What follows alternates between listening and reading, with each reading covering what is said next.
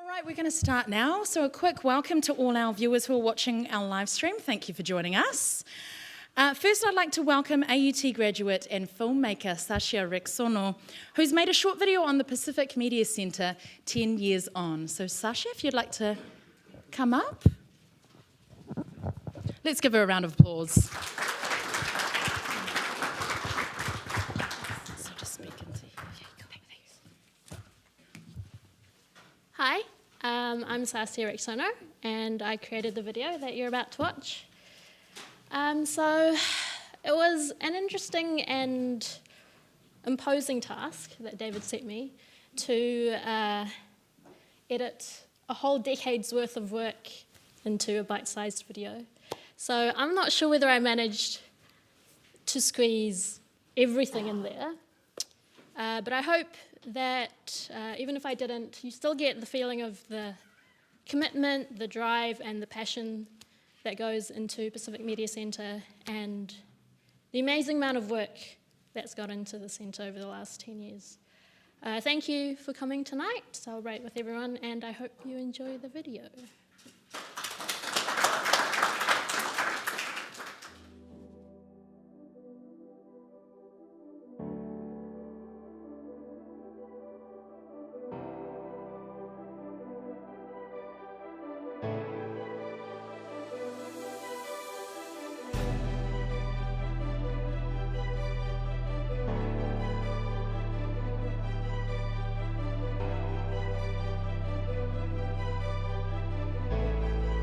Crossing borders. It's a military-backed regime. It is a massive human bloody tragedy. And it's a tremendous opportunity for our students here at AUT. But this morning it was full of people, as well as the 15 Pacific Island leaders. This is about what is happening now. We also took the time to look outside the election buzz. Videos like this one really get reported in West Papua. It's not about being a part of Indonesia or being independent, but it's about the truth. Only logical that a journal devoted to the Pacific media should come out of a centre which devotes so much energy to researching and writing about the Pacific media. It's clearly saying in every page that you look at that freedom and truth apply to everybody, everywhere. We're teetering on the edge of a time of great change. Voilà le pays paradisiaque de la Nouvelle-Calédonie de demain.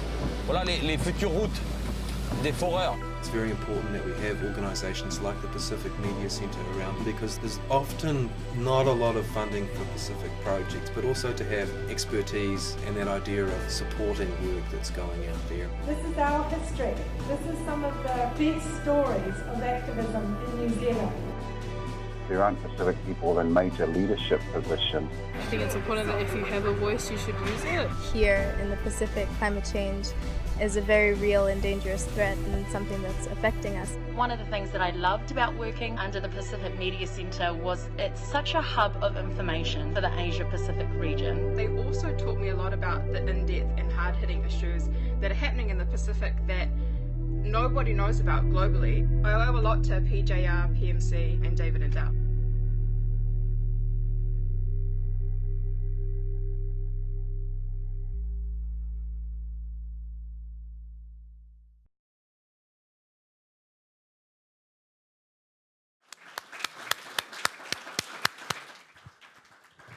I can imagine, Sasha, it wasn't that easy to fit 10 years worth of stuff and content into 2.5 minutes, so thank you very much. Awesome video. Now for our panel session, ladies and gentlemen, Journalism Under Duress Asia Pacific. Professor David Roby, Director of the Pacific Media Center, will chair the session, briefly discuss the origins of the Pacific Media Center and some points on media freedom in the region. He's also going to introduce our guest speakers. David.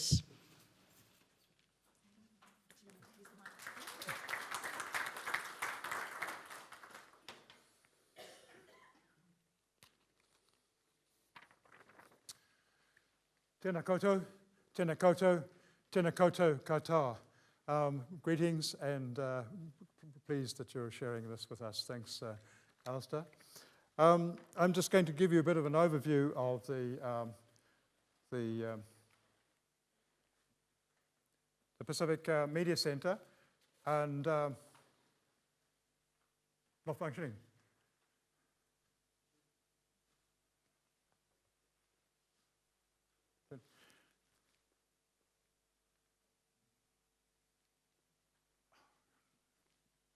Can we just go back to the first slide?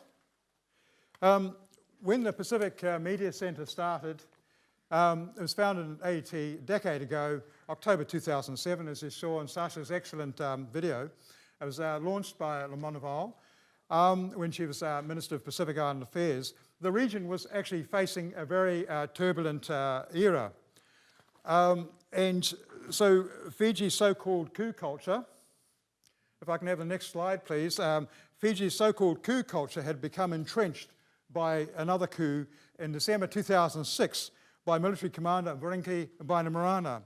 However, this time it was not an ethnocentric putsch, but allegedly a coup to end all coups and in support of a multiracial future. A 6-month state of emergency followed with many human rights violations. These breaches continued for the next 8 years until a general election in 2014 and beyond. There were also concerns in Papua New Guinea over human rights violations, including police brutality and killing of suspects and law enforcement. Relations were strained at the time between the Solomon Islands and Australia over the Moti affair, and this was about an Australian lawyer, Julian Moti, who had been appointed to the post of Attorney General, culminating in an Australian police raid on the Solomon Islands Prime Minister's office. In 2007, corruption, gender violence and other human rights violations were rife.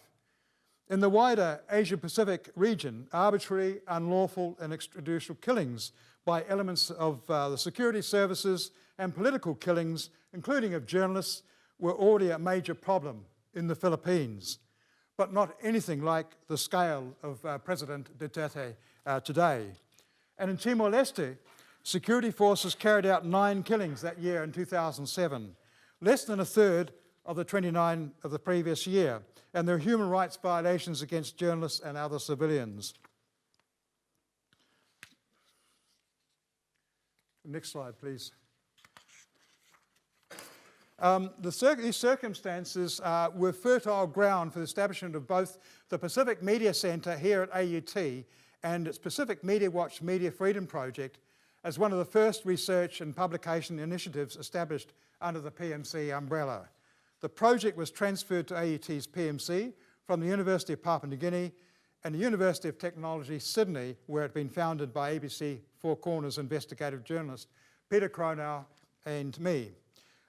Billed as an independent non-profit network reporting on media developments in and around New Zealand and the Asia-Pacific region, the initiatives and work were inspired by the Australian Centre for Independent Journalism, which sadly closed in April this year after a quarter of a century of cutting-edge investigative journalism. PMW also works with collaboration with the Reporters Sans Frontières in Paris, Freedom House in New York, and other media freedom agencies. And in 2015, it won the Faculty Dean's Award for a critic and conscience of society, and it's won various other awards as well. So congratulations to the current PMW editor, Kendall Hutt, and her predecessors, Tabarnan Karoba, Josie Latu, Alex Perrottet, some of them are here tonight, Daniel Dragase, Anna Majavu, Alistair Qatar, and Tija Omoa for their contribution over the years. In the Philippines, can we have the next slide, please? In the Philippines, the extrajudicial killings crisis and the ongoing spate of murders of journalists has been an issue prominently reported on through the Pacific Media Watch Project and the PMC News and Current Affairs website Asia Pacific Report. Recently, IFEX, the Global Media Freedom Exchange, summarised the current status of the trial of the accused in the Impatuan massacre of 2019, in which 32 journalists were among the 58 people killed in a political ambush by declaring, 8 years on, 0 convictions. Threats to journalists in the Philippines since President Rodrigo Duterte came to power on the 30th of June 2016 have grown rapidly. He unleashed his so-called war on drugs with an estimated death toll of more than 7,000 to 9,000 suspects. Malou probably gives an update on these figures. But drug addicts, supposed to be suspects, alleged suspects, drug addicts and innocent people so far. And many of them have been children. The recently ended 3-month siege of Marawi City, also on Mindanao, has also been a tough time for journalists. Next slide, please. Malou Mangahas, Executive Director of the Philippine Center for Investigative Journalism, and her team are among those few brave Filipino journalists and media researchers trying to expose the truth in a chilling environment. Malou is a veteran of Philippine journalism. As well as her role with the PCIJ, she is host of the weekly public affairs program Investigative Documentaries on GMA News TV. She was once a university campus journalist, which many of our students will be pleased about this. She was the first woman president of the Student Council at a state university, where she completed her thesis on a portable typewriter while on the run from dictator Ferdinand Marcos' military goons.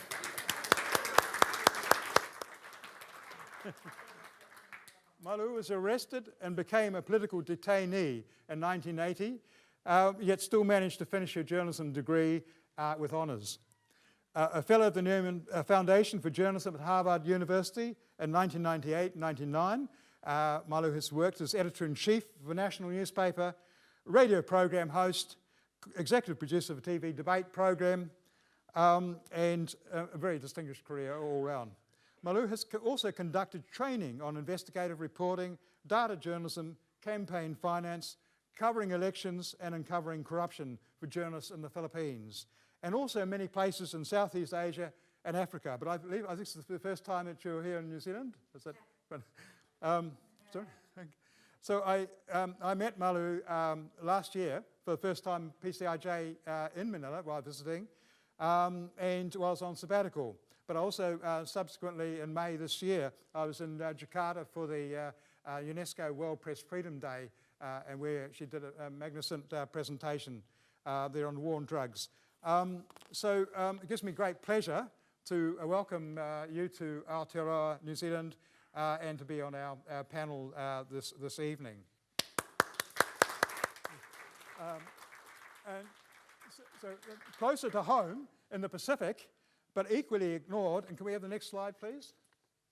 Thanks. But equally ignored, but closer to the home in the Pacific, but equally ignored by most of New Zealand media, is the ongoing human rights crisis in two Indonesian-ruled Melanesian provinces of Papua and West Papua, which we generally group together as the region of West Papua.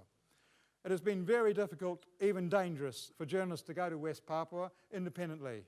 Many have chosen to go there illegally, as tourists and report undercover at great risk to themselves and even greater risk to their sources. Johnny Blades, a senior journalist of RNZ International, and his colleague Koroi Hawkins took advantage of an incoming President Joko Widodo's celebrated open door policy to go there in 2015. They were the first New Zealand-based journalists in decades to visit there with a green light from the Jakarta bureaucracy. Johnny is a presenter at Dateline Pacific, and he's written and reported extensively about the Pacific Islands, covering some of the most remote corners of this very diverse region. However, in recent years, he has specialised in Melanesian affairs, woefully underreported part of the Pacific. If we could have the next slide. Tomorrow is December the 1st. It's a very special day. It marks the first raising of the Morning Star, the flag of West Papuan self-determination in 1961, before Indonesia invaded. West Papuans have been seeking independence ever since. We're pleased to welcome Johnny along with Malou on this panel, and we'll shortly get underway, and I think, Malou, you're going to present first, so thank you, big horn. Thank you.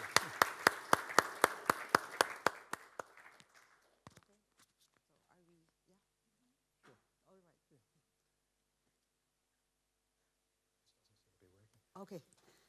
Good afternoon, ladies and gentlemen. I'm so sorry for the slight delay. I had to motor straight to this forum from the airport, and Okay. I'd like to just preface the presentation with the first very happy birthday to Pacific Media Center from the editors and staff of the Philippine Center for Investigative Journalism. PMC, David, and some of your presenters in years prior had also been very close colleagues of the PCIJ, including Konda Dixit, and people who had worked in the Asia-Pacific region who joined our seminars in a group we are part of called the Southeast Asian Press Alliance. So we do work monitoring media impunity, harassment cases, threats to online media freedom in the sub-region of Southeast Asia. Okay, I'd like to preface just, well, for historical posterity, the value of a meeting like this, 10 years every so often.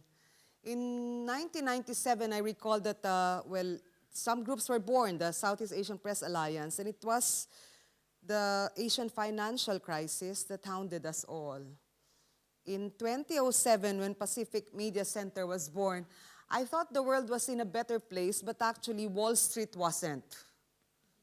So there would be crises every so often, and some things would turn out okay politically in the political sphere, because at that time there was some opening up in some regions of Southeast Asia, in some countries, but not in the other parts of the Pacific. So now it's 2017. What we see perhaps is a bigger role for groups like Pacific Media Center, because in many parts of the region, what we're observing is a general pushback. So I'm presenting the Philippine story, perhaps for us to be able to reflect on some common narratives or pushback threads that would require greater attention from research groups like Pacific Media Center or academe and media agencies in general, okay? So this is a presentation that's been somehow, we do for journalists and for media partners, civil society organizations who cannot make sense of the Philippines today. The Philippines is one of the freest presses in Asia, possibly one of the most rambunctious also, but also one of the most deadly media entities in the world. David referred to the Ampatuan massacre of 2009, where 32 journalists were killed. Together with 26 other people, they were on their way to cover the filing of a certificate of candidacy of a rival political scion, political clan scion of the warlord in the place. They were fired upon. Incessantly, the bodies of the journalists and the civilians were buried on the ground using backhoes. A case of multiple murder has been filed against 180 persons, including the former governor and his soldiers and private army. But about 80 are still at large, 8 days from the incident's date, and 0 convictions. So that, we thought, was the story that was scariest. But we're not done yet. The media in the Philippines right now is suffering from severe psychological trauma for seeing dead bodies, maimed bodies, terrible grief of family members of those who had been killed in the war on drugs by our president of only 16 months. Okay, so I'd like to focus on that. The duress comes from having to do our work, not necessarily just as reporters, but as first responders, in situations when the institutions seem to be faltering and the rule of law seemed to be so challenged. There is another war that has been waged, as David noted, the terrorism, war against terrorism in Marawi, a province south of Metro Manila. It's called the Islamic City of Marawi, the center of the Islamic faith in the Philippines. So I'd like to warn you, some images could be not so nice and revolting, but it had to be presented. Okay. Sorry. Can we move to the first slide? You might think that this is just juxtaposed or edited or maybe photoshopped photograph. This is a photograph that has won critical acclaim and awards for the photographer Rafi Lerma. It was called almost like the Pieta, the Virgin Mary holding on to her son who had been had to be put down on the cross to be buried. This is the wife of one of the alleged drug suspects. And this photograph went around the world, but our president, when he saw it, was saying, oh, it looks like it was doctored. It's too dramatized. That is our president. So it's real. It's one of the images of the drug war in the Philippines. Already, the official count, supposedly 7,000 had been killed by police teams in legitimate police operations, or 4,000, I'm sorry. But there are also another 7,000 people who had been counted as casualties of the drug war, but killed by unknown assailants or vigilante groups. There's suspicion that, of course, they probably are teams supervised or working with the police. Okay. It doesn't move. Okay. So these are people who had been rounded up to be questioned or interrogated by the police. And you will see supposedly the evidence that had been gathered. The total number of people who had been arrested, forced to surrender, or who had been interrogated because of the drug war, about 98% are men, young Filipino men. So these are people from the poor communities of the Philippines who have to answer to a police or village official's call to be rounded up and to be interrogated without search warrant, without arrest warrants. Okay, so it doesn't want to move. These are people who had, well, he was one of the victims who was caught on CCTV and pleading for his life, yet still he was killed by the police. So our president says drug addicts are not humans, so they don't deserve human rights because you're beyond redemption, especially for those who use methamphetamine or synthetic drugs. And already about 1 million people had been forced to surrender. It doesn't want to work, sorry. This is one photograph taken from top of a jail in Metro Manila. The congestion rate is about 200 to 400% of jail capacity across the country. Very few, we have put out some stories about total number of jails and the congestion rate. Now, because drug users and pushers are summarily labeled as such, they are arrested or forced to surrender.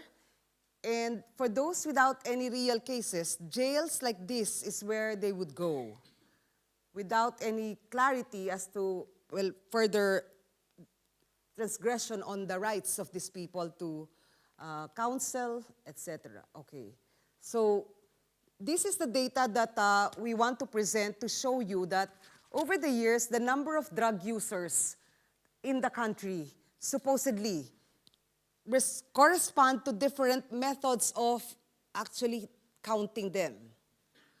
The president says there were 3 million drug dependents. Our total population is about 100 million now.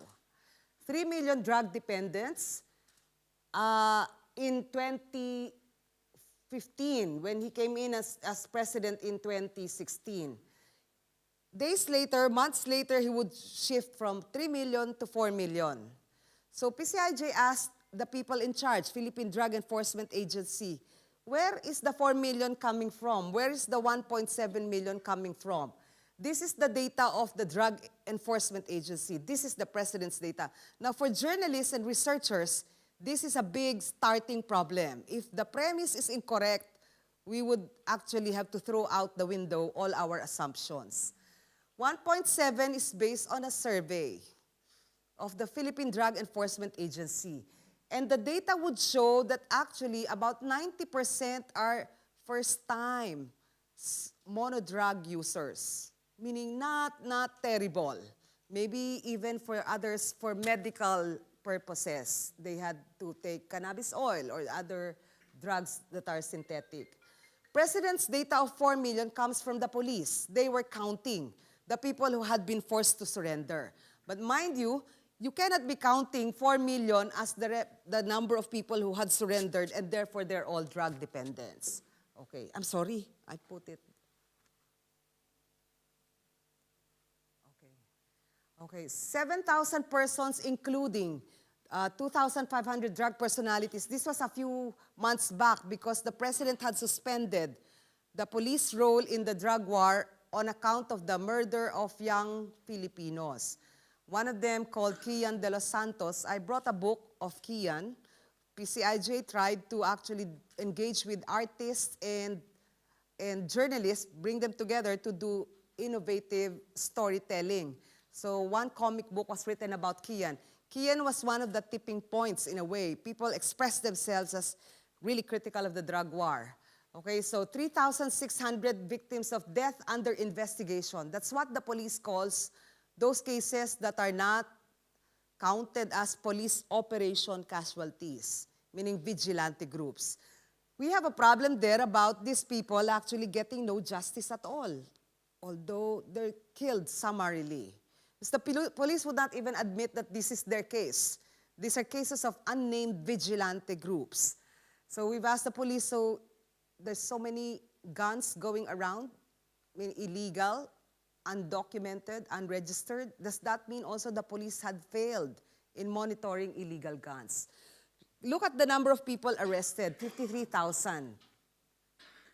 However, from 99 to houses visited and surrenderies, the law says that you cannot be holding people against their will without charges for 12 hours for simple offenses, 16 hours for major offenses. Very few cases filed, too many people arrested. So that alone, the numbers alone would show that to the very diligent researcher, there's something wrong with this story. Rights are not being respected here.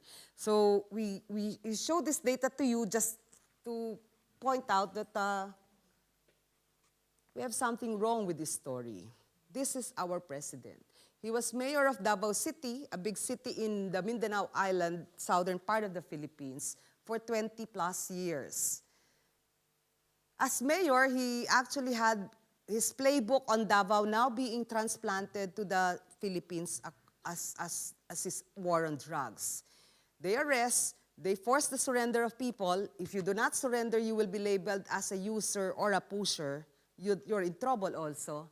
The police becomes so preeminent in enforcing his war, but they're not supposed to be the lead enforcer. There's a civilian agency called Philippine Drug Enforcement Agency. Okay, so there's something wrong with this story because it doesn't want to. Can I? Next slide, please. Okay. He remains popular. Unlike Trump, who is unpopular. Now, to show you the challenge to journalism here, the duress comes in part from the fact that why do people still trust this guy? You know that he's been doing something so wrong. Why do that public approval ratings still continue to rate him as trustworthy? Now, the journalists amongst us here would say that perhaps it's really time to reflect. Where did we lose our way? How did we actually not get it right? Why would people elect somebody like this who would be violating, transgressing, not respecting human rights? The answer perhaps lies in, well, we have talked about it even with the human rights lawyers. And this is, I think, the duress comes from knowing that we have to do better. We have to study harder the situation before us. First off, drugs are a problem that many families, nearly all, would accept as important and real in the Philippines. Problem is, the method of how the war on drugs has been implemented is what people do not like. But to actually disconnect the method from the problem is something difficult for journalists to do. Because the output would be, or the outcome would be just dead bodies. We would not actually understand enough exactly how families had suffered, and this guy wants a shortcut to solutions. I think it's a problem also of, for the longest time, human rights advocacy work in the Philippines and many parts of the world had focused on defending human rights defenders, meaning the lawyers, the political activists who are actually behind the advocacy work, but not making human rights a big embrace project for the community, meaning the citizens would look to human rights, rule of law, due process, like, is the arrest warrant reflecting my full name, correct spelling, etc.? Does the search warrant specify what you should be looking for? Don't I have right to my Miranda? Don't I have right to be given to be read my Miranda rights? Don't I have right to have a lawyer or a person of authority in the community to be with me when you arrest me? So I think it's civil political rights, but not the fullness of human rights as social, cultural, political, not just civil rights. And I think for the longest time, it's the community of poor people we have ignored in the discourse on human rights. And so now it's coming back to us. It's difficult to explain the story of the drug war because our human rights advocacy work has been focused on unseating despots and autocrats, but not making people understand that human rights is a community embrace, is a community project. We should know and assert and claim these rights, which is at the core of the reporting on the drug war. So we thought that, reporting on the war on drugs is not just getting the police blotter and reporting who died when and where and how. It's about criminal justice system, reporting on justice, reporting on rule of law. But that's a very difficult thing for a journalist to do. So we have had to learn harder and retrace our steps. Where did we go wrong? We have not reported enough about our people. Okay, next please. Next slide, please. What's wrong with our story?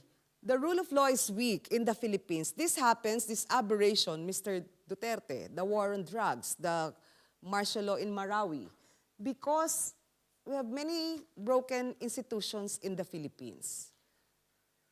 Impunity is a problem with the war on drugs, but accountability is its twin problem. People are getting killed, but nobody owns up. Nobody gets jailed for what he has done. Cases are not even filed or pursued in court up to prosecution and conviction. Evidence is lost because we don't know how to preserve evidence. And most tragic of all, families are scared that they could be victimized next. So we have broken, compromised institutions, the police, the military, the courts, the legislature, civil service, but most worrisome of all, our political system. The Philippines feeds on patronage politics, where in about all the 80 provinces, you have political clans and political families dominating election after election.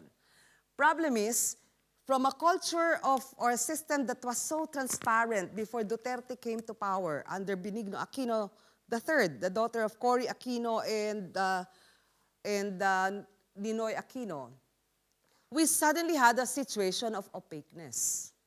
Nothing gets out that easily. Data, stories, reports, project documents, difficult to pull out now. Why? Because politicians had suddenly, by the numbers, jumped ship to the Duterte party. So the compromised institutions make the discourse a totally dominated discourse with the president as, the voice, the face you see day after day. It's a captured conversation. Here lies the difference in, for media, for example, getting sources from the other side or countervailing voices.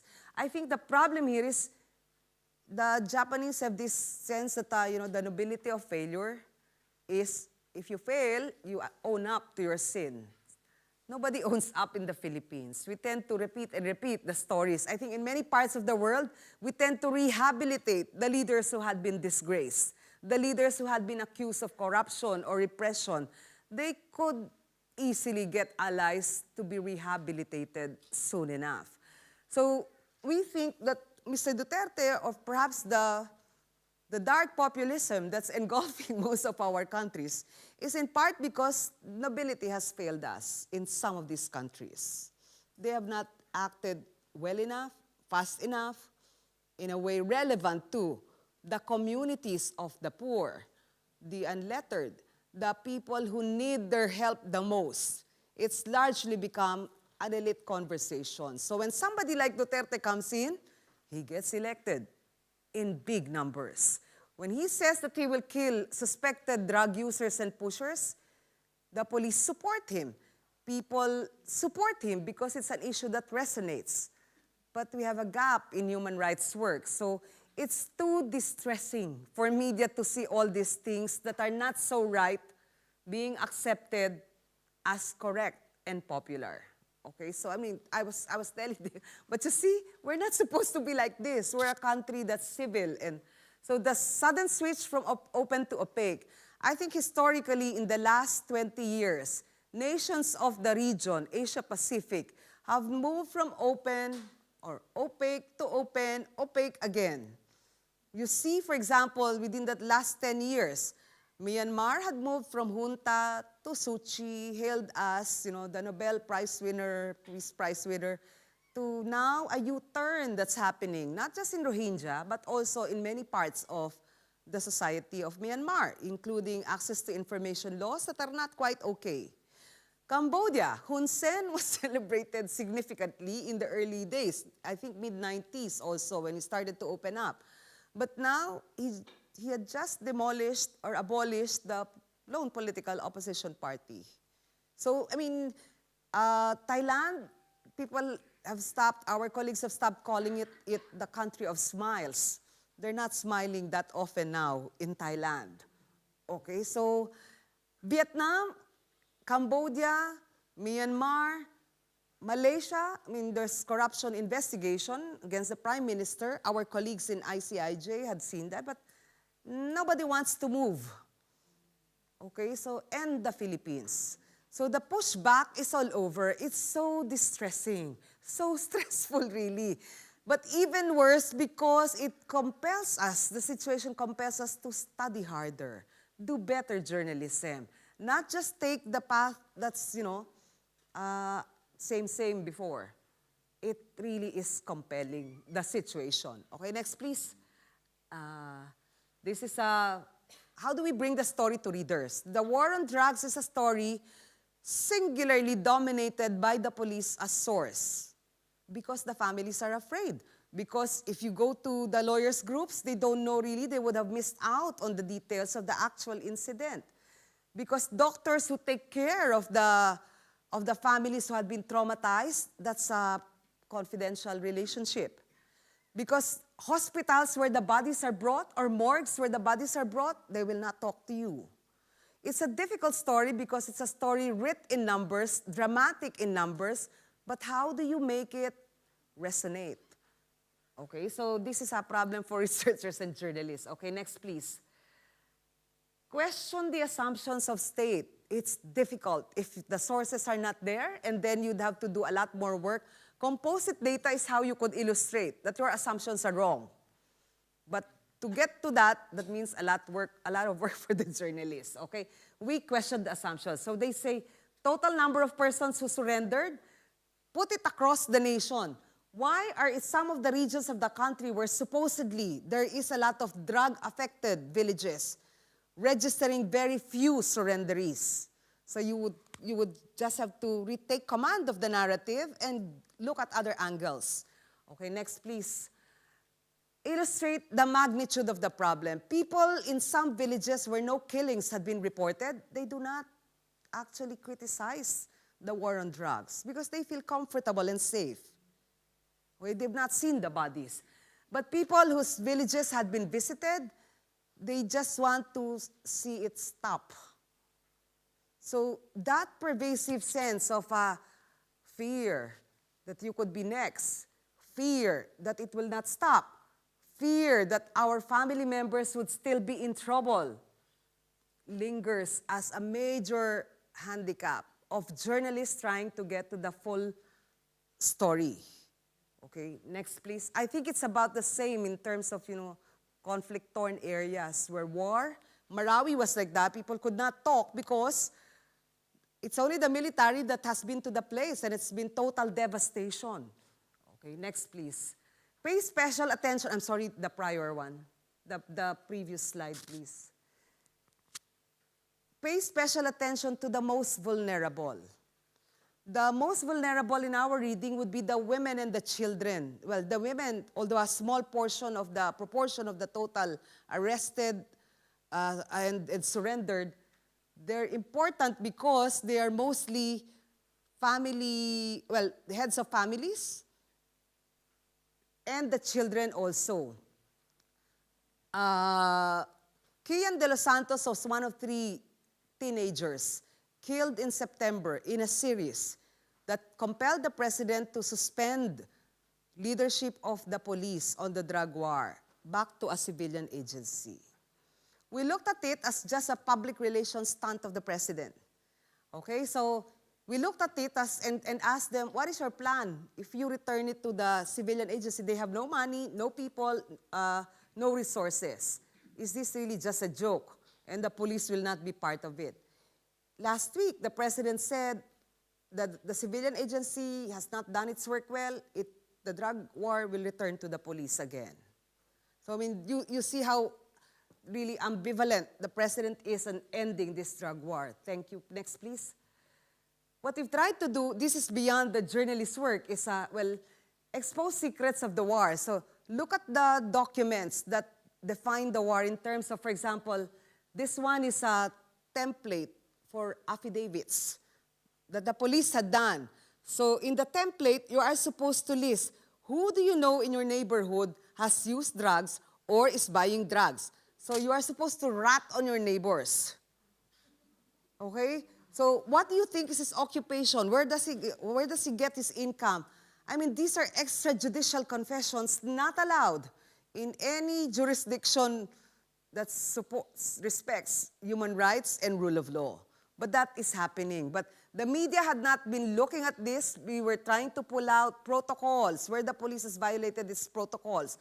What are the rules that define it, or the lack of rules that define the drug war? Because in the end, in our mind, the bodies, the faces of grief and death, they are compelling stories, but in the end, what would be important is the search for justice for the victims. Evidence build up. So I was hoping journalists would do well to look at that, because we don't want these people to just go unnoticed as death statistics of the drug war. Families should get their fair share of justice. And I think if we call out the police, so I mean that's the difference. Meaning you just don't like to do events reporting. You'd like to make journalism contribute to rule of law, promoting justice, promoting human rights. Okay, next please. Okay, we looked at this as well. There were cash rewards being given to the police for killing people, for arresting people. They've kept it secret for a while, so we thought we should be exposing this. Because in the first place, this is public money, and they're just doing their job. So anyway, it's pegged on how many grams or kilograms of drugs you have seized, but of course this could be doctored, because nobody knows. Nobody was there witnessing how many grams or kilos had been taken. Next, please. I mean, we do think that the information deficit is a job for the journalists to bridge. I mean, it's not just telling stories in narratives, but I think telling stories appropriate to platform. Meaning, social media is one territory, I think, that now challenges us to bring our story to our readers, to an audience that's quick, fast, with access to data. Infographics, data journalism are something so difficult to do because you cannot be effective unless you really immerse in effective storytelling. So doing data stories would be important because some stories are so complicated and layered. The only way you could do it is to build a portfolio of stories, text, infographics, video, or even PubMats and memes. So we've tried to tell the story of the drug war in ways that, it's not just a difficult story, it's difficult to render it. Okay, next please. We've helped our human rights lawyers actually translate and update a handbook called Know Your Rights. This spells out what in the law would be very important. I didn't bring a copy. I don't know if I gave David a copy before. So it consists of 5 parts. Basic rights, meaning exactly when an arrest warrant or arresting team comes to your place, this is what you should do. Search operations. So this teaches people your name should be properly spelled. It should be clear that you are there with exact listing of what should be searched. They shouldn't be getting what is not on the list. Okay? When a search list is given by the police finally for your signature, check out the blank spaces because the police could add more details there. Imagine the work with this is something that journalists first off and citizens certainly should know because they are important details in discerning whether an arrest has been improper, whether you could file suit in court. So these are the things, whether you could write a story that this has been irregular, this arrest. So now this is another challenge. It's stressful to be going back to the law and now being mindful that when you do a story about war or conflict, you should make it stick. And making it stick means making it stick in law as well as in the court of public opinion, that we know what we are writing about. Okay, next please. So the reason we cannot catch criminals, according to our human rights lawyer, is because the pillars of our justice system are weak. And I think it's a big problem that makes journalists also reflect. What can we do to make our justice system strong? Because we would be forever saddled with a war on drugs of guys like Duterte or Erdogan, meaning crack down on civil servants, etc. Or Mugabe being replaced by the crocodile. I mean, these are stories that repeat and repeat. And I think they will make our lives constantly under duress or stress if we do not see ourselves as having a role in strengthening democratic institutions and rule of law, okay? Over time, not every day, but I think with the clarity that, you know, when we do stories and we do good journalism, we want to strengthen rule of law. We want to oust despots. We want to oust autocrats. But of course, the key thing is we want our people to be with us when finally the crisis situation comes. All right, next please. Next please. So they don't convict criminals. Courts are not putting them behind bars. Next please. Congress failed to do our justice system well by giving it the right budget and resources. Next please. Our executive president particularly today, has not done its job to make sure that bad cops are punished. Because some of those killed in the drug war by the family members' accounts are actually the runners of the police, who are the masterminds of the drug gangs. So, but they are still there. So the police started arresting the small fry, big fishes, very little, sent to jail. Okay, next please. If our problem is a weak legal system, will going outside the law solve our problem? So Attorney Jokno asked this, a human rights lawyer. The war on drugs out of the legal system, the method, but real problem to the people. If we want to strengthen our legal system, including, of course, enforcing, protecting, promoting press freedom, media freedom, freedom of expression, freedom of speech and assembly, should we go outside the law? That means really that we have a problem when our leaders go outside the law and say that it's all right because we have to get things done. We just have to kill these people because they're not actually humans. Okay, next please. What is happening now all around us? I'd like to put it in the frame of rule of law, democracy, and justice because that's exactly what's behind our situation of stress as journalists.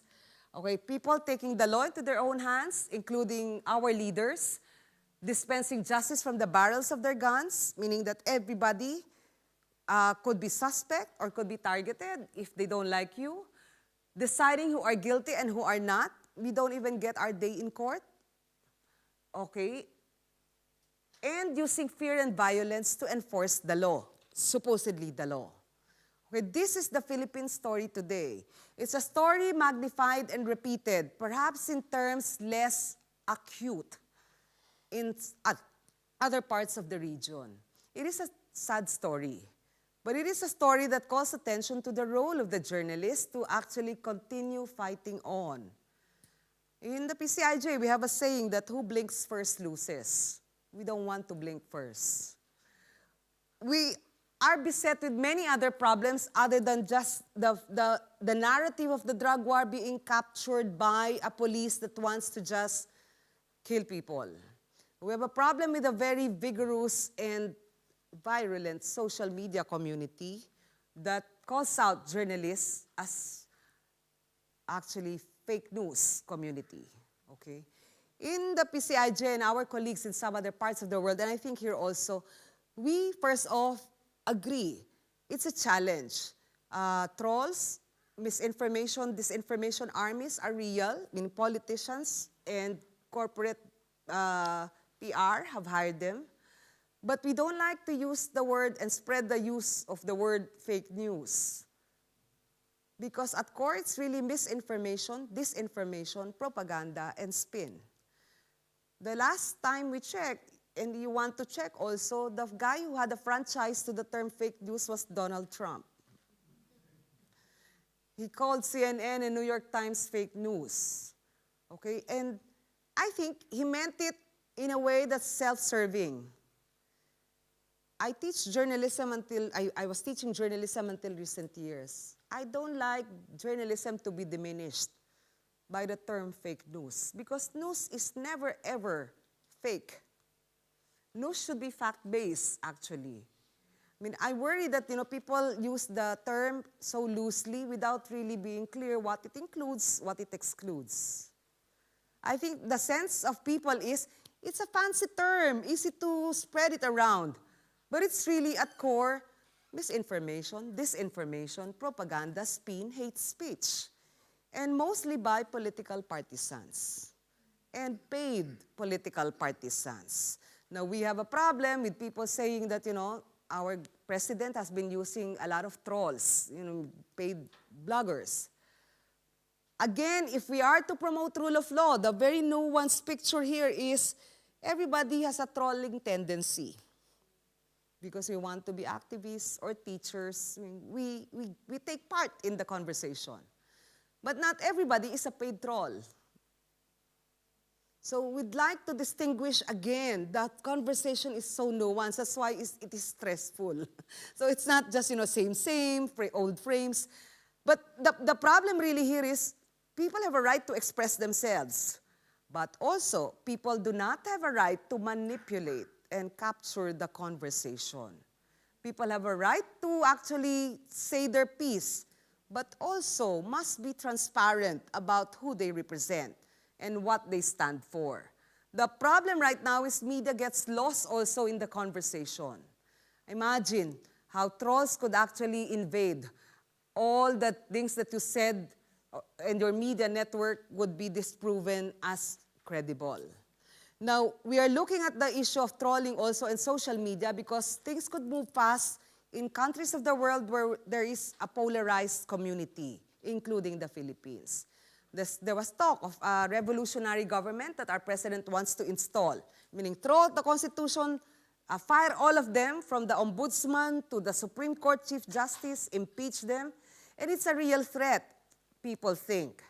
But it's a threat that may not come tomorrow, maybe coming months later, because at the moment, what is the situation? There is really just a dominance of the president in the conversation and weak other people, other voices around him. There is fragmentation in the political opposition as well as in the CSO community, no? And the problem here now is people want real conversation, not partisan frames.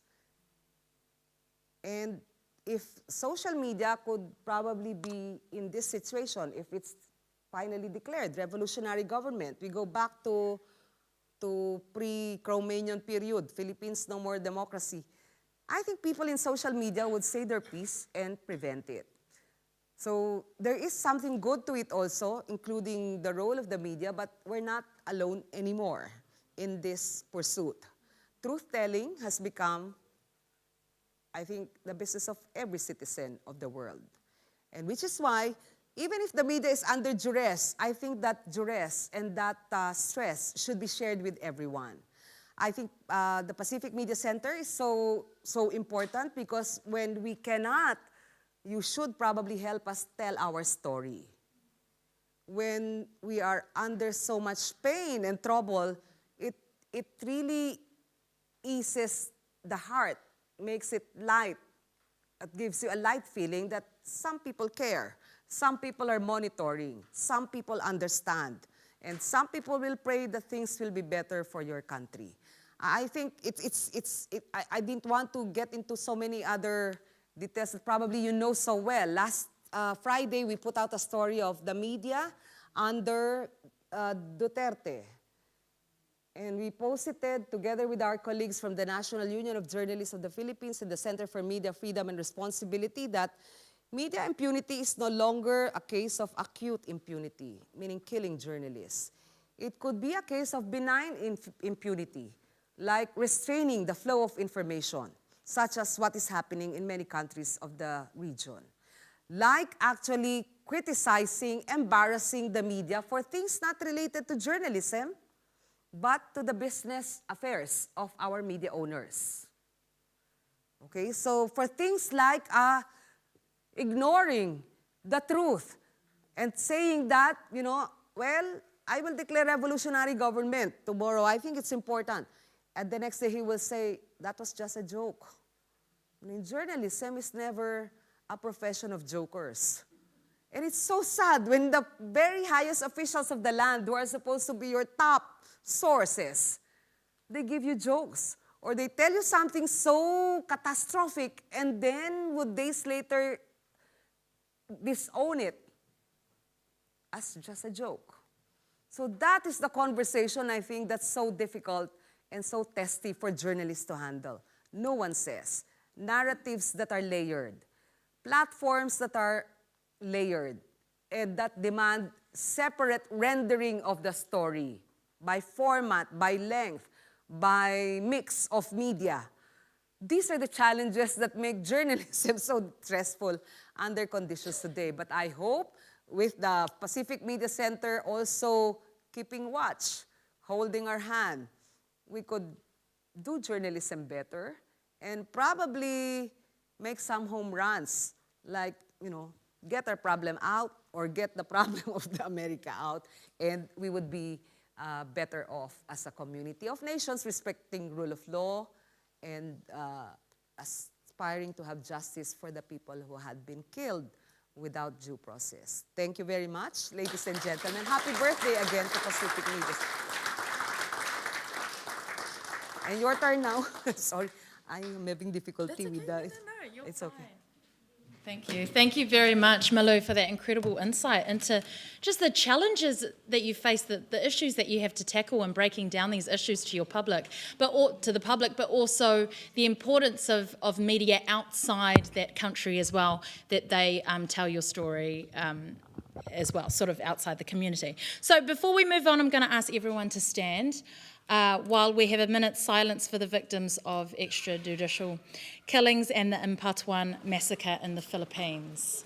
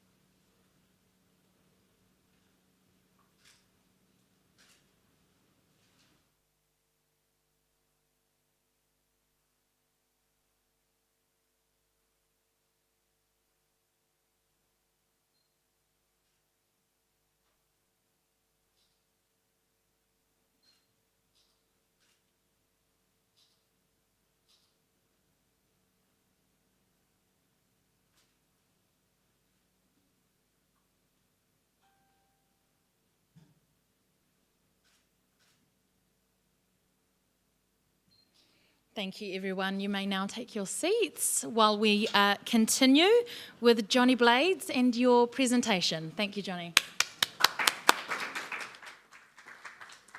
Thank you.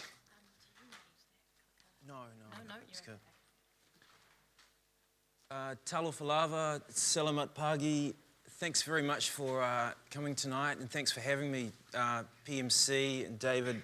It's a privilege to be invited here tonight. And look, congratulations on 10 years. I think it's a really fine achievement. What you do, PMC, is actually of the utmost importance, I think, in an otherwise bleak media landscape in this country. You know, I think in the years to come, what PMC does will be more and more important. So keep at it. So David's asked me to talk a bit about journalism in West Papua, or about West Papua, but also about Melanesia. And there's some photos from the single trip I've made to West Papua, and I'm not one to sort of play it up too much, but I think we all here probably recognise the importance of the need for more coverage of West Papua, so I'm happy to talk about some of the experiences around that particular trip, which is actually 2 years ago, but nonetheless, the other thing is, of course, a lot of you here know a lot about Melanesia and West Papua, so I apologise in advance if I'm going over old ground for you. But let's just have a quick stock take. It's around 5 decades since West Papua's incorporation into the Indonesian Republic. That was, as many of you will know, a rather controversial self-determination process which culminated in 1969's so-called Act of Free Choice. Papuans feel that that was not a legitimate self-determination process, and I think there's some quite sound argument for it not being up to international standard in terms of international law. So therefore, now more than ever, there's a push for that particular process to be reviewed. 5 decades under Indonesian rule hasn't been easy for West Papuans. That's even despite the quite considerable democratic reforms that Indonesia has undergone since the fall of Suharto almost 20 years ago. But Papuans are fast becoming a minority in their own land. They're increasingly marginalised from their own resources and their land. Indonesia extracts significant wealth from Papua's abundant natural resources. There's the Freeport gold and copper mine, which is one of the largest and most lucrative mines in the world. And Papuans don't really get much of a say about how that is controlled, and they say they see very few benefits from it. And yet, despite all the riches that the Indonesian state gets from Papua, Papuans are among the poorest people in the Republic, with the worst health and human development outcomes. Parlous access to health and education. They are marginalised from business in their own provinces. Business there tends to be dominated by Javanese and non-Papuans, and they've long been subjected to a litany of violent abuses, torture and intimidation by the Indonesian security forces, for which there has been very little accountability for decades. West Papua is now 3 years into the rule of Indonesia's President Joko Widodo, who's known as Jokowi, who made it a big sort of platform in his campaign to promise better human development outcomes in Papua. And to give him credit, he has gone to Papua a lot more than any previous president. He's really, he's visited Papua recently, and he's sort of overseeing a major development drive there.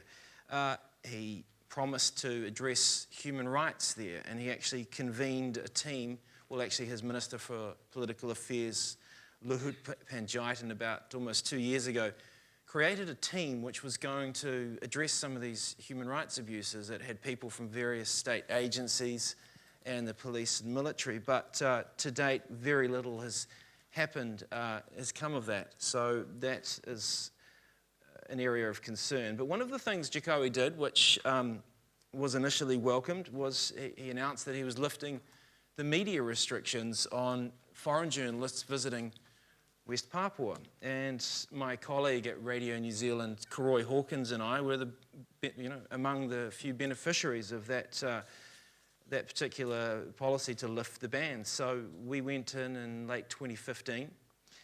I'll talk a little bit more about that in a minute, but David has asked me to sort of look at why, or ask the question, why isn't New Zealand media more sort of onto the Papua issue? Why doesn't it look at it more?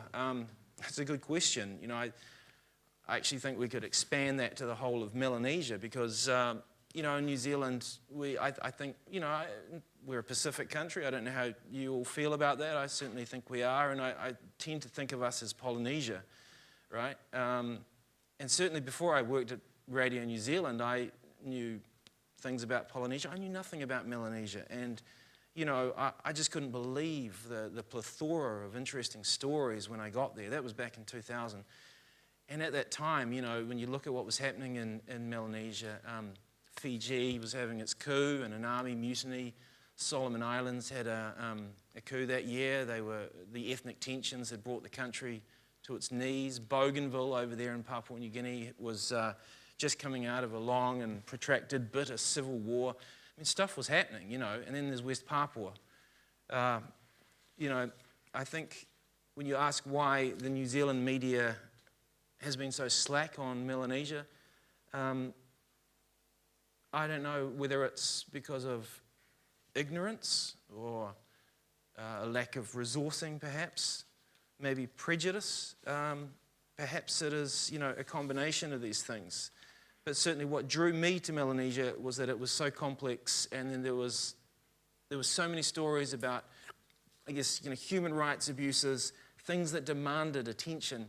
And in fact, I never thought I'd get to West Papua because before going in 2015, I had been rejected for a visa. So I'm very grateful for the chance of going in. The aim of going in, ostensibly, was to look at the development drive that Jokowi was embarking on there. And I'm not sure if I would have got a visa had it not been, the stated focus of the trip. Let me say that the experience of going to West Papua gave me a more acute understanding of the machinations of Indonesia's government, its involvement in Papua, its government policy, and so forth. And there are people within the Indonesian government who are genuinely working to help Papua. People who love Papua and also want to see a solution to the quite complex set of problems there. But Jakarta is defensive about Papua and suspicious about foreign meddling in Papua, and especially suspicious about foreign journalists, as far as I see it. And they find the Pacific Islands region's sort of burgeoning interest in it to be part of this. And that, of course, is reverberating across social media quite dramatically in the last few years. I think it's really kind of mushroomed as an issue. You know what I mean? I think a few years ago you might have asked, talked about West Papua and people thought you were talking about, Papua New Guinea. I mean, it's an easy mistake to make, of course. They're part of the same island, the second biggest island in the world. But, going there, I saw how everything about Jakarta's focus in Papua seems to be framed in terms of development. It's such a vague word. That was Papua New Guinea, by the way, because we went through the border to West Papua. So most of these photos are from West Papua. Some of them, like this, are from Papua New Guinea. I'm confused. But yeah, so much of Jakarta's sort of, its whole discourse about Papua is about development, and there's a bit of a defensiveness, as I said. I think I've heard things like, how can the Papuans complain with all the money and effort we are putting in there, all the infrastructure development of Papua that will, they say, foster economic growth to include everyone. And as I said, I think this president, Jokowi, has made far more of an effort than his predecessors to understand Papua, understand Papuans, to visit the region and to improve living conditions there. I think to a degree he's limited by international political interests. He's beholden probably to his own party.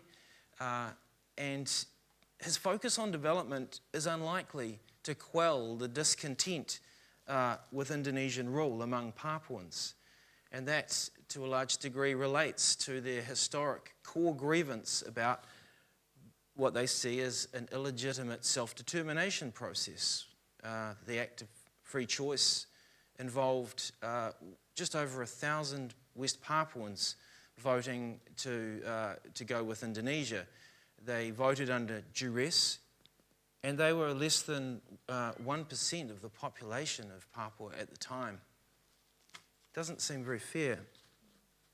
I mean, Papuans will tell you that this kind of development that Jakarta is very focused on is beside the point. Who will be using these roads? I mean, some of the examples of the development are that there's a massive Trans-Papua road, and it's very, it's quite rugged terrain. So they're talking of a huge road that will go in certain parts through the Cordillera in the middle, and sometimes along the coast, and even right up against the border of PNG. A big rail network, hydropower, mega markets.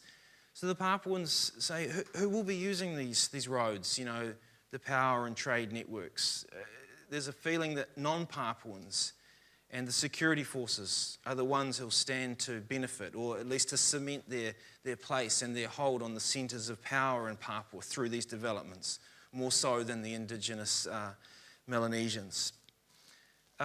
And, I just want to bring PNG in here because it was all part of, travelling up through PNG's Sepik region to track the differences between the two sides and, of course, the relationship between the two sides. There's so many linkages, cultural, trade, political and environmental. The environment I find is a very interesting one where we have to watch it really carefully, and this is where the journalism of the Pacific region needs to, it already is to a degree, but really needs to up its game. I think the environmental destruction that's happening in New Guinea, it's on both sides, because New Guinea has got some of the last remaining significant tracts of native rainforest, and they're being, hocked down at an alarming rate. And when we were over there, at that time, some of the deforestation and clearance, mainly for oil palm production, was quite significant, and it was belching out this huge haze of CO2 all over the region. It was actually having a big impact on various border communities on the PNG side. And I was over in a village just near Wutung, near the border, and the kids were having asthma problems. And I'm just saying that, I'm not trying to make it extreme, but this is a thing. They were having it was causing health problems, and where do they have to go to for health services? They can't rely on the PNG system, and it's so sort of degraded. Increasingly, they're turning to Jayapura, to Papua, because the services are better there, and it's also better for all sorts of things like, retail or, health, education, telecommunications. So increasingly, they are turning to West Papua, to the Indonesian side for these services. I think it's seen as a threat to PNG's own sovereignty in a way. So going in, look, I was really blown away by the beauty of Papua, the forests, the coastal environments, the lakes and mountains. Its indigenous people are truly magnificent people, and they're beautiful too. But beneath it all is a very uneasy reality, a terrible, terrible tension. The security forces' presence in Papua is a dominating one, and that, from a journalistic perspective, casts a shadow that's not easy to escape. Mostly the visit went pretty well, but there was one little thing, and I don't want to put too fine a point on it again, but I think it is quite illuminating. Is that we'd been trying to get an interview with the governor of Papua province. He's a Papuan, as the governors of the Papua provinces are always Melanesian. Lucas Anemba, he's a Highlander, and we'd sort of been given the runaround all week, and we were told, bowl up to this inter-provincial volleyball tournament, because the governor's going to be formally opening it. You can interview him there. So we turned up, and the place was, crawling with policemen and quite a few military, and I'm thinking, well, that's fine, okay. But quickly, we got sort of taken aside by some police and asked for our papers, which we always had on us, and that was okay. And, you know, the people at the embassy here in New Zealand, there's a man there who was very helpful, and he'd sort of prepped us on what we needed to do, and that was all good. And I'd asked him, do we need to check in with police on our way in, particularly as we're going through the border. Of course, we had to go through customs and immigration and the military checkpoints and so forth. But the police, we didn't need to.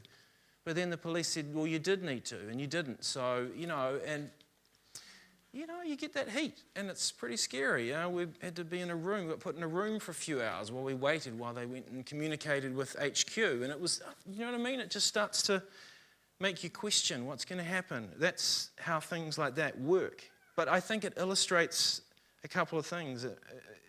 The intimidating role of the security forces, in this case police, and also the lack of cohesion between the various state agencies about the president's Papua policy. So if we're to believe the president, on what he said about it's free for media, which I think he did mean it, it doesn't mean that everyone in the various state agencies is always on that same page. And that's very problematic, because really out there in Papua, it's not Jacoe who's running the show. It's more likely to be the military and the police. So our guide, Victor Mambor, who's in a couple of those photos, is the guy smoking the cigarette. I don't mean to glorify smoking cigarettes, but he looks so cool I had to keep... There he is. And Jim made me also include what he's exhaling as well. Yeah, like a dragon. There he is. But David has brought him out here in 2013. The PMC brought him out here. He's done a lot to sort of forge linkages with Pacific media. I met him in New Caledonia a few years ago. He's really interested in, West Papuan linking up with Pacific, because they are Pacific. He feels like they don't want to be, silent anymore, and they want to hear what's happening here. So he's actually the founding editor and publisher of the tabloid Jubi newspaper, which is one of the only independent dailies in the Papua region. And so he was our guide. And after that police incident, he was there just smoking away, and he goes, see what we have to put up with, and there was some heat. But, the trip, I gained so much respect for, I already had a lot of respect for Victor, but so much more for independent journalists in Papua like him. I mean, his father spent half of his life incarcerated as a political prisoner. He wasn't a guerrilla fighter. He was not a violent person. He was just a guy who had tried to sort of advance the non-violent, struggle for Papuan freedom, or at least some truth. And that drive, that struggle for the truth, is what Victor carries with him in his journalism. I think it's very admirable. But, Victor will tell you, and other people, that there's so much pressure on journalists in this region. To be independent as a Papua-based journalism is extremely difficult. Police and military forces are regularly in touch. They apply pressure on Papuan journalists to not probe stories about these subjects. Are the ones I hear from Papua journalists. It's about military alleged abuses, land exploitation, and resources exploitation. Those are really, sensitive areas, it seems.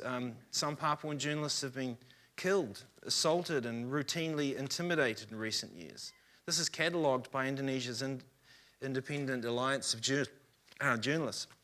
Victor has had journalists of his staff intimidated, threatened, shot at, and, a few journalists in Papua have been disappeared. For instance, there was a guy who disappeared after he started trying to cover this massive food and integrated energy estate down in Marawi in the bottom southeast corner of Papua region, which is the far southeast corner of Indonesia. And that agri sort of industry project is cut down a whole lot of trees, a massive swathe of land, and a lot of it's for palm oil. So this journalist who poked around too much in that, he got disappeared, he got killed.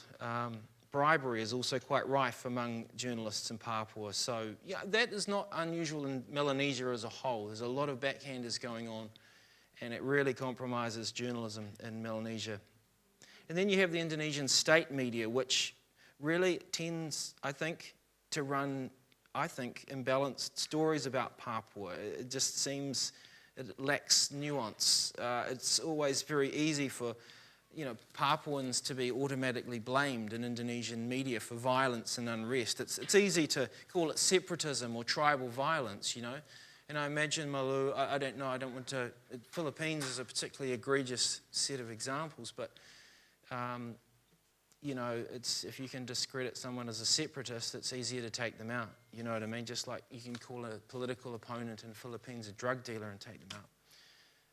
So there are often misleading reports about West Papua, I think, amongst this shortage of nuanced reporting from Indonesian media. And just, don't forget, it's such a small part, population-wise, of Indonesia. Papuan issues really just don't rate that big on the national scale. They don't make the news in national media a lot, as far as I can see.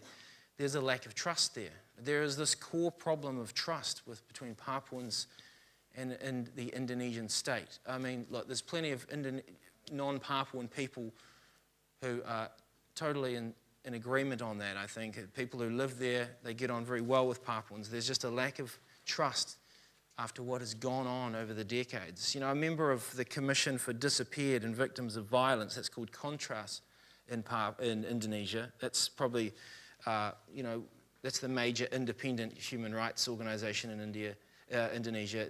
This guy from Contrast just the other day told me that I was asking him about reporting of human rights abuse cases in Papua, and he said, well, we get our reports a lot from, they don't all come from the people themselves, because people, they just don't trust Indonesian agencies necessarily. They don't trust the government or security forces. Therefore, in the case of human rights abuses in Papua, it will often be relayed through agencies and media outside Papua, maybe the media. So it's not like people trust that local authority. But I think that shows you as well the importance of foreign media, or at least, people advocating and applying scrutiny to what's happening in Papua from the outside. So, foreign media, coverage by foreign media can play an essential role, and it's no leap to say that the Indonesian government has become increasingly sensitive to foreign media covering Papua. I think maybe now there's a short video actually, which is a preview of a longer, like a 20-minute, that's not that long, is it? But doco that I did with Croy last year. It took us a long time to actually get it done. But the preview was actually from about just after the trip, which I thought we'd show now. Is that okay, Matt? Yeah. So it's just like a 4-minute thing, which is essentially a preview, but we thought it might be good to show some moving image at this point. Indonesia's Papua region, known widely as West Papua, the western half of the massive island of New Guinea, a place where Asia meets the Pacific. West Papuans regard themselves as Melanesians, Pacific Islanders, but their homeland and culture are being overwhelmed by Asia's relentless growth, leaving them in a fight for survival. Harus rumah sehat seperti yang tadi kita lihat ini. Itu harus We need more health center like this one, because this one is only building. There is no medical staff. There is no people's work there.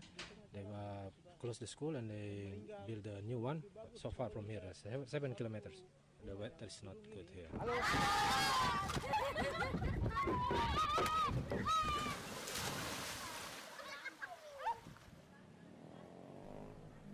Just 20 kilometers away is the city of Jayapura, where Javanese and other non-Papuan Indonesian peoples dominate.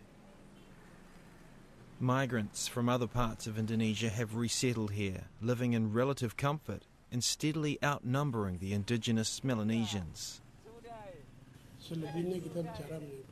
If you asked me 10 or 20 years again in the future, I thought Papuans might be gone already if we don't protect them. I mean, they'll vanish, because nowadays we haven't got the exact number of Papuans, but it's decreasing very rapidly. Pushing for self-determination is dangerous for West Papuans. Philip Kama is serving a 15-year jail term for raising the banned Papuan nationalist flag. He has long sought independence for West Papua. My own and also by my people. We say thank you very much, and please continue to support us until our independence. Indonesia's new government is taking steps to open up West Papua, allowing access to foreign journalists and freeing some political prisoners. It's also embarked on a series of development projects to improve the lives of Papuans. The problem of Papua is not unique to Papua. We have poverty, uneducation, lack of competitiveness, lack of basic infrastructure all over Indonesia. So by taking Papua, we're making pilots that can be replicated all over Indonesia. And this will also bring the Papuans outside Papua, where they can become the ones to teach. And they would teach it better because they really started from the very, very, very bottom compared to other tribes.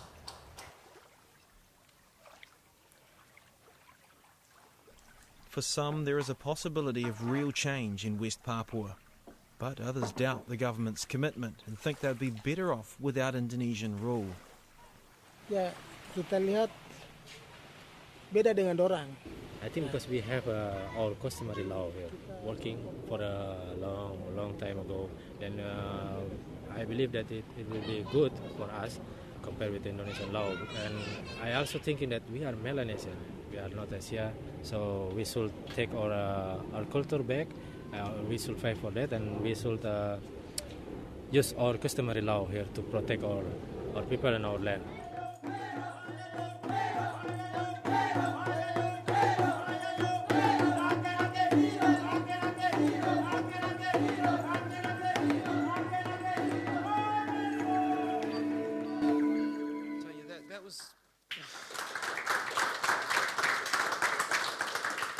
Thanks. So yeah, there's a longer one.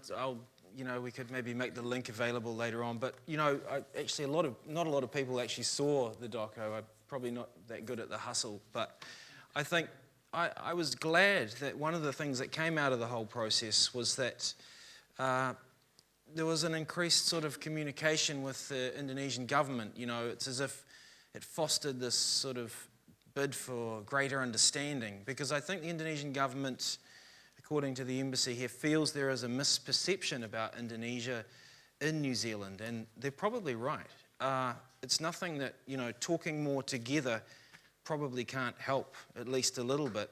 But one of the really interesting things in proximity to West Papua that came out of that bid for greater understanding, if you will, is that Indonesia sent out a new ambassador to New Zealand just this year, a man called Tintawi Yaya, who is actually a bit of a household name in Indonesia.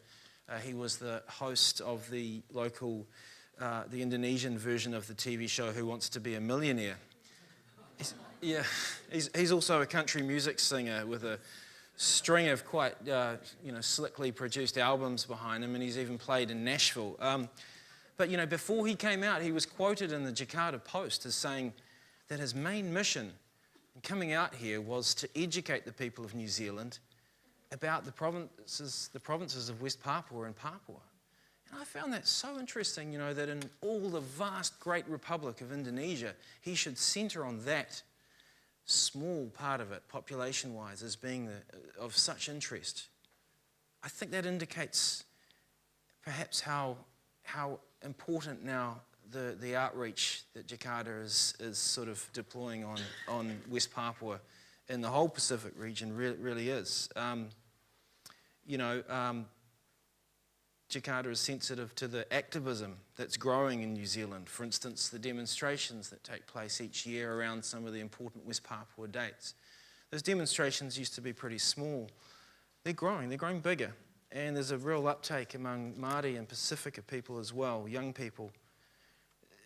The West Papuans' struggle for recognition of their human rights is a matter of increasing importance to New Zealand as fellow Pacific people. And, certainly from a regional security point of view, it's in New Zealand's interest to take an interest in West Papua and do what it can to ensure against regional spillover from the security and environmental crises. I see the development pattern, that development paradigm sort of thing in Papua as being one that needs probing. That the military involvement in it, etc. They are often in cahoots with these big agri-industry projects, forestry and mining. They're right in there. And it certainly has the potential to spread to PNG, which has a very weak defence force, for instance. I was talking to the MP in the border province of West Sepik, Belden Nama today, and he was just saying the incursions by the Indonesian military continue to happen. They've happened for decades.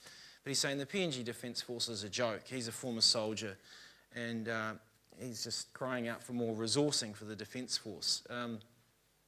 But also for more cooperation between PNG and Indonesia. They do have defence cooperation, as does PNG in Australia. But, you know, look at what's happening up in Papua New Guinea's highlands with the ongoing tribal and political violence that gets triggered each election. It was horrific in the highlands this year. There have been some 50 people killed just through vicious fighting between people with high-powered weapons. Where are the weapons coming in from? They're coming in over the border from Indonesia largely. And just in the last week, Australia's government has laid out, I think, its most significant commitment in decades to bringing the Pacific in as a core concern in its foreign policy. There was a big foreign policy white paper.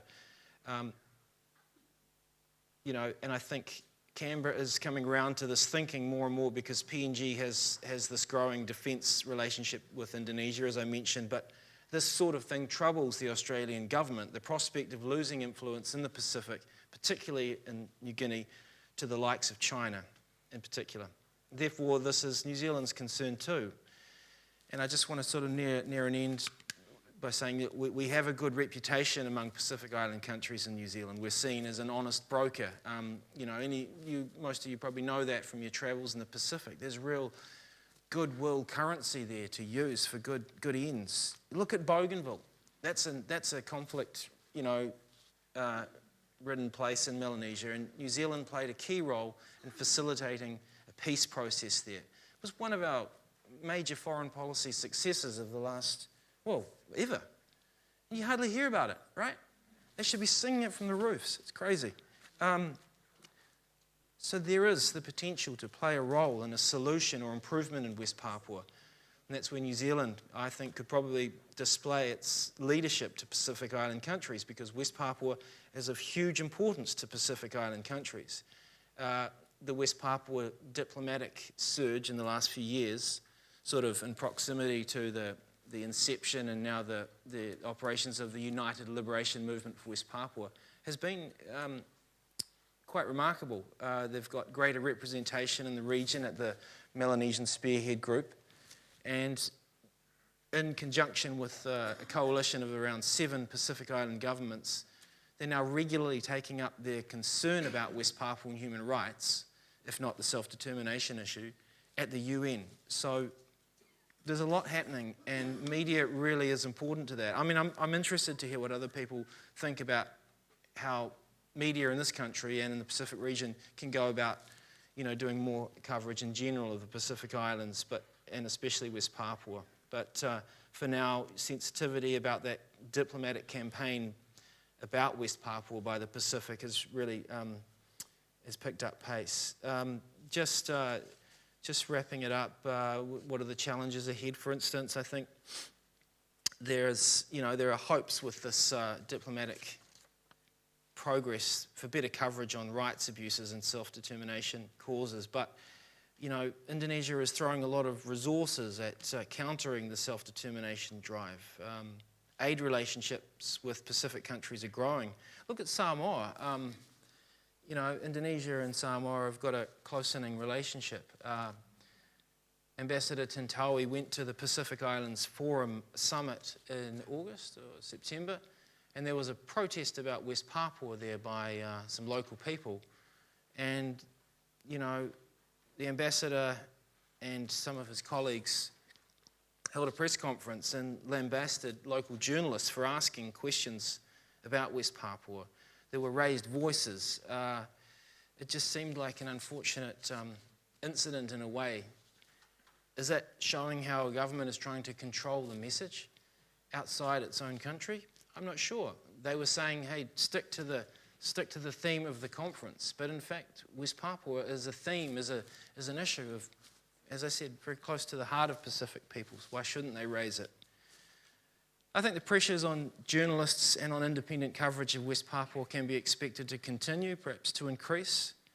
And the role of independent journalism remains key in relation to Papua, to wade through the fogginess of every police report about shootings or the spin of every government claim about development. But the key battleground areas in Papua and the struggle of Papua, as I've said, I think are in the media and in international diplomacy. That's where gains have actually been made in the recent few years regarding Papua, and it requires vigilance to maintain that. So let's hope New Zealand media can harness more of an interest, and indeed the whole Pacific region as well. Thank you very much. Thank you very much for that, Johnny. Now, we were supposed to have a Q&A session, but we've run well over time, so I'm so sorry we'll have to cut that. But I'm sure if you had questions for Johnny and Malou, you can swap contacts and they'll be happy to take those, or carry on those conversations. Oh, sure, go ahead.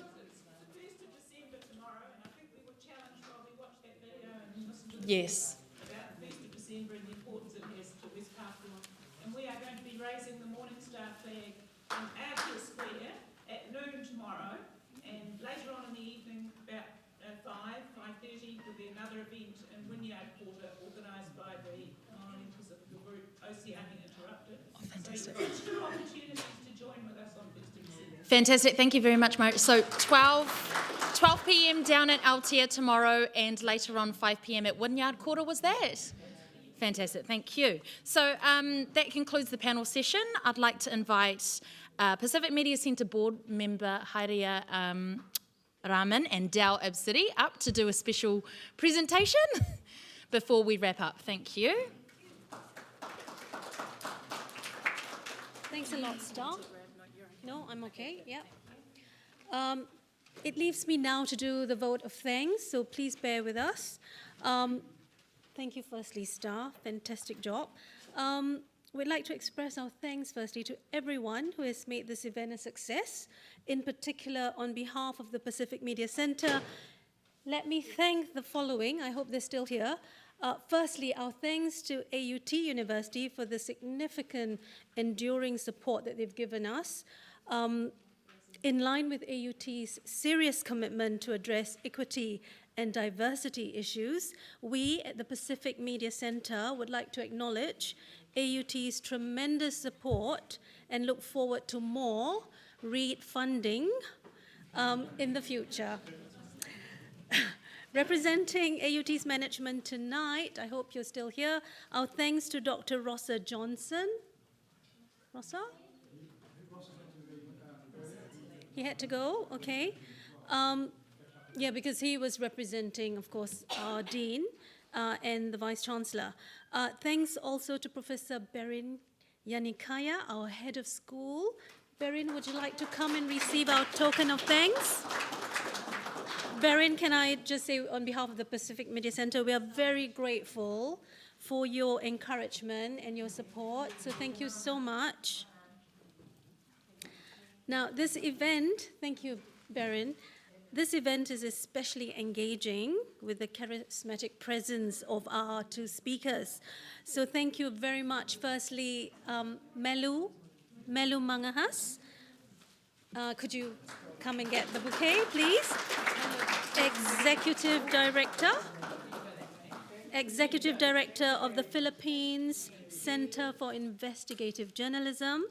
Thank you so much, Malou. We've gotten such a scoop of the inside story, so thank you so much for that. Certainly we have an appreciation of a different socio-political, cultural setting. Also, our thanks to Radio New Zealand International senior journalist, Johnny Blades. I love his name. There's such branding in that name. Yeah, certainly. Look, when you meet Johnny, you can appreciate that sharp wit and the cut-through wisdom. So thank you so much, Johnny. And you learn quickly to appreciate the things that Johnny have to share with you.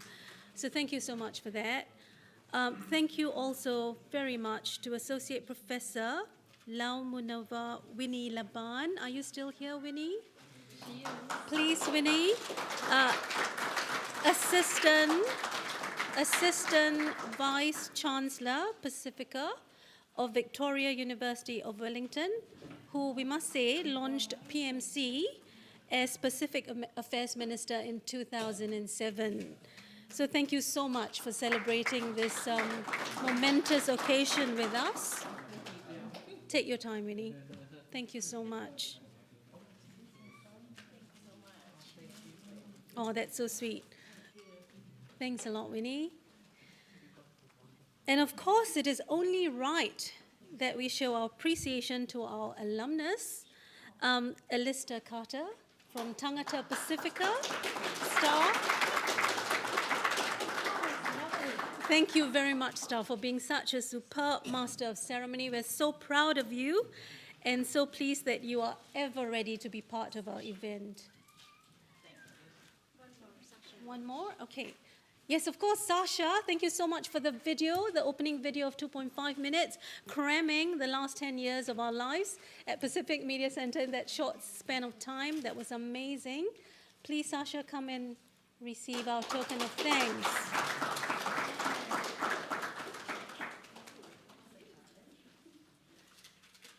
We've got one more, actually.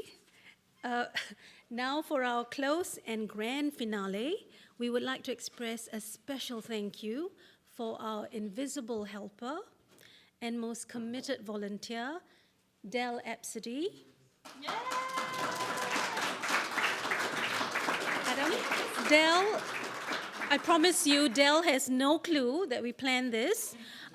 No doubt she will make me stand in the naughty corner after this session, but I will relish that. So I'd like to call upon Dr. Adam Brown from Auckland Institute of Studies to help me, also my husband. Could you come and, yeah, thank you. Thank you so much, Del, for your boundless energy, your selfless contribution and dedication to the many events and projects of the PMC. You've been such an integral part of the PMC and our journey and success. So thank you, thank you, thank you. You are so naughty. Well done. Thank you. And there's a little prezzy. Yeah. Round of applause. Would you like to take over? Yes, great. We'll wrap it up now. Thank you very much, Haria and Dal. Thank you very much for all your hard work. So that concludes our evening. Huge thank you to our special guests, Johnny and Malou, for coming and sharing your stories with us tonight. We really do appreciate it. To everyone who spoke tonight and also everyone who's played a key role in the Pacific Media Center over the years as well. Take care, everyone. Have a good night. Mai taki atu paka ka kite. Thank you.